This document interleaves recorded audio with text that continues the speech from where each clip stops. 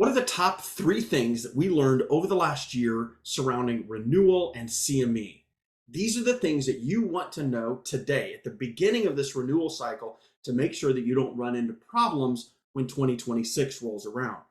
First is this: do not wait to complete your CME.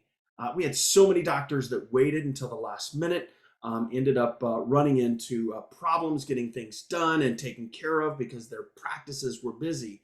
But also, we found this: life happens and unfortunate things happen. And we had several different doctors around the state that actually ended up running into a problem where they had waited to get their CME done and had life circumstances surround them in those final few months that prevented them from being able to dedicate the time to be able to get their CME. However, if you start now, for example, even through the ICS, you're able to acquire all of your Category 1 CME hours just by attending our Lunch and Learns.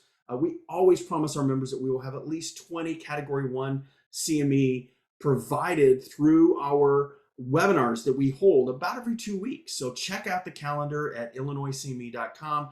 Get started today. Also attend the conferences. That's another way to grab quick education and get that done. We have one coming up in October. Please don't miss that. The first thing is, do not wait to get your CME.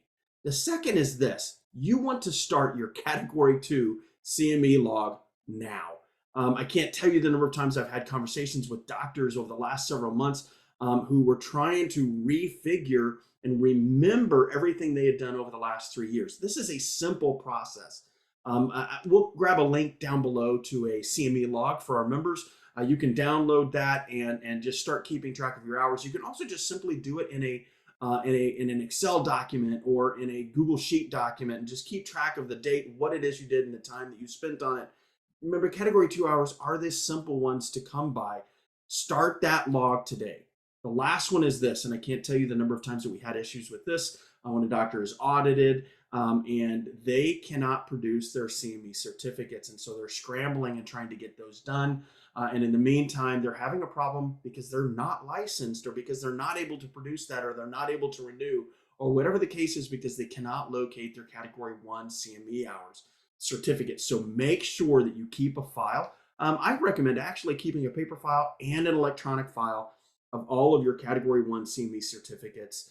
I would also keep a log. Now, the good news is for ICS members, you can actually upload certificates into the ICS website, and we encourage you to do that to be able to track all of those. So that could be your electronic housing, but also keep those in a paper file as well, just for easy access for you. So the top three things: don't wait to complete your CME hours.